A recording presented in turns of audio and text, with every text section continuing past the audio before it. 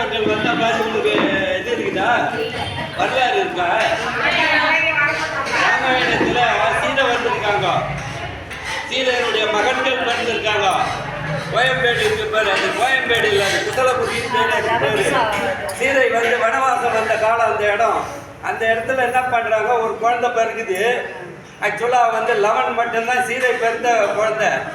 அவங்க என்ன பண்ணுறாங்க, அங்கே சாமியார் இருப்பார், அவர்கிட்ட விட்டுட்டு குளிக்க போவாங்க பாரு. அவர் ஒரு நாள் தவத்தில் இருந்தார். இந்த அம்மா என்ன பண்ணாங்க, ஐயோ அவர் தவத்தில் இருக்காருன்னு சொல்லிட்டு குழந்தைய தூக்கிட்டு போயிட்டாங்க. இவர் கண்ணை மூச்சு பார்க்குறாரு, நம்மக்கிட்ட எப்பவுமே குழந்தைய விட்டு போவாங்க சீதை.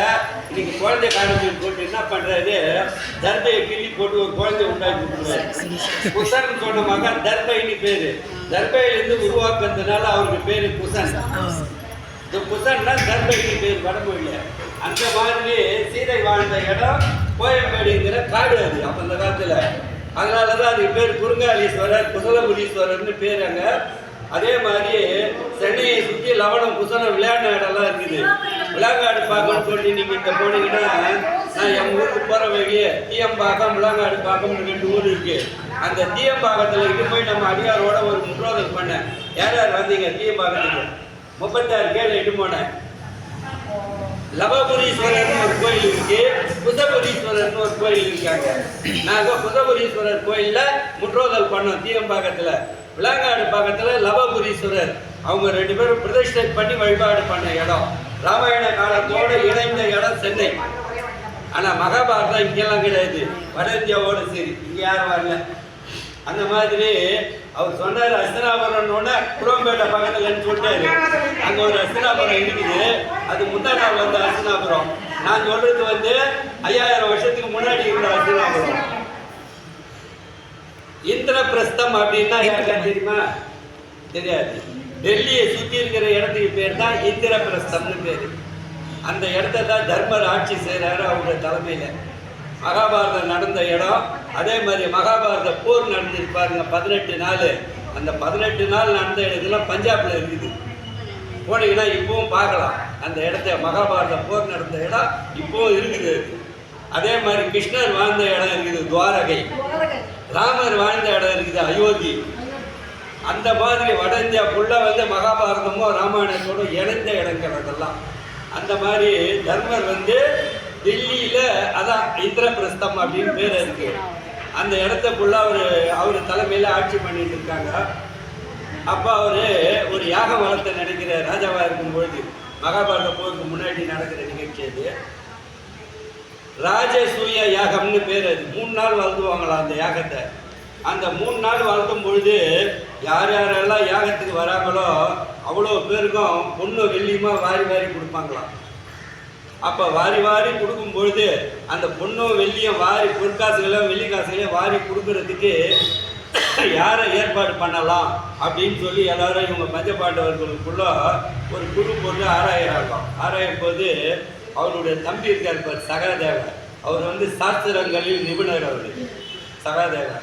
ஏன்னா நாளைக்கு என்ன நடக்க போகுதுன்றதெல்லாம் சொல்லுவார். அவர் அவ்வளோ அற்புதமான ஒரு சாஸ்திர விஞ்ஞானி. அவர் சொல்கிறாரு, இதெல்லாம் நம்ம கணக்கு போடக்கூடாது. நமக்கு ஒருத்தன் இருக்கிறான், யார் டுபாக்கூர் மாமா ஒருத்தன், அவன் என்ன ஒன்றாலும் பண்ணிடுவான்.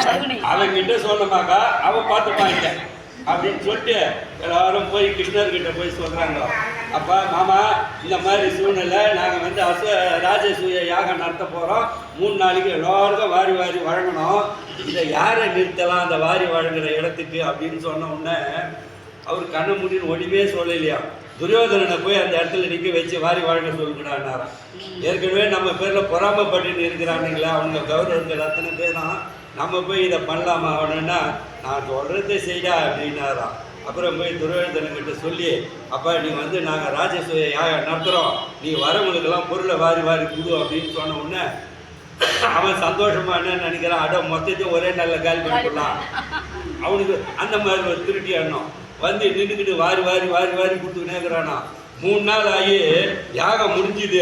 எல்லா பொருளும் செலவாயிடுச்சுன்னு பார்த்துமாக்கா பாதி பொருள் அப்படியே நிற்குதான். வெள்ளி காசு தங்க காசுமா, வெள்ளி காசு தங்க காசுமா அப்படியே பாதி நிற்குதான். அப்போ எல்லாரும் முடிக்கிறாங்க, என்னோட 3 நாளாக வாரி வாரி கொடுக்குறான் அவன், குறைவே இல்லையே இது அப்படின்னு சொல்லிட்டு. அப்போ தான் சகாதேவன் சொன்னான்னா, நான் போய் கிருஷ்ணனை கேட்கலான்னு சொன்னேன், இல்லை எல்லாத்துக்கும் ஒரு தகுதி தத்தை வித்தை வச்சுட்டு இருப்பார் அப்படின்னு சொல்லிட்டு கிருஷ்ணர்கிட்ட போய் சொல்கிறாங்களா. அவர் காலில் விழுந்து, பகவானே இந்த மாதிரி 3 நாளாக வாரி வாரி கொடுத்து கூட அப்படியே பாதி இருக்குது, இதுக்கு என்ன காரணம் அப்படின்னு கேட்டாங்களா. ஆனால் பாருங்க, அவன் துரியோதனை இருக்கான் பாரு, அவன் 2 பொருளை எடுத்து கொடுத்தான்னா அவன் கொடுக்குற இடத்துல 4 பொருள் வந்து நிற்கட்டா, அவன் கையில் தனரேக ஓடுது. அவன் என்ன எடுத்து கொடுத்தாலும் கீழே 2 பொருள் இருந்தால் அது 4 ஆகிடுமா, அவன் 4 கொடுத்தாதான் இங்கே 8 பொருள் நிற்குமா.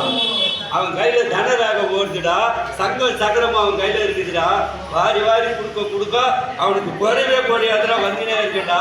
அதனால தான் உங்களுக்கு அவனை போய் வாரி கொடுக்குற தொழிலை செய்ய சொன்னடா. அந்த மாதிரி பெரிய யாகம் பண்ணிட்டு பிரம்மாண்டமாக ரொம்ப சந்தோஷத்தில் நிற்கிறான் தர்மர். அப்போ ஒரு அணில் ஒன்று வருதான் அந்த இடத்துல. இது வந்து மகாபாரதத்தில் வியாசர் எழுதுகிற மகாபாரதத்தில் வேறு கதை இது. அந்த மாதிரி ஒரு அணில் ஒன்று வருதான். அந்த அணிலுக்கு முன்பாதி ஃபுல்லாக தங்கமாயிட்டுதான், பின்பாதி சாதாரண அணிலாக இருக்குதான், முன்பாதி தங்கமாக இருக்குதான்.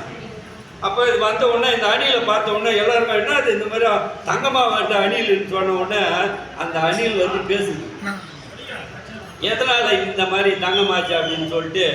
அப்போ சொல்லுது, பக்கத்து ஊரில் ஒரு அந்தனர் ஒருத்தர் வாழ்ந்துட்டு இருக்காரு. அவர் மனைவி, அவங்க மகன், அவங்க மருமகள் 4 பேர் இருக்கிறாங்க. அவருக்கு எந்த தொழிலும் கிடையாது. போவார் அப்படி காட்டுகளில் போகும்பொழுது ஜனங்க நெல்லுக்கெல்லாம் அறுத்து எடுத்துன்னு போகிறாங்க பாரு.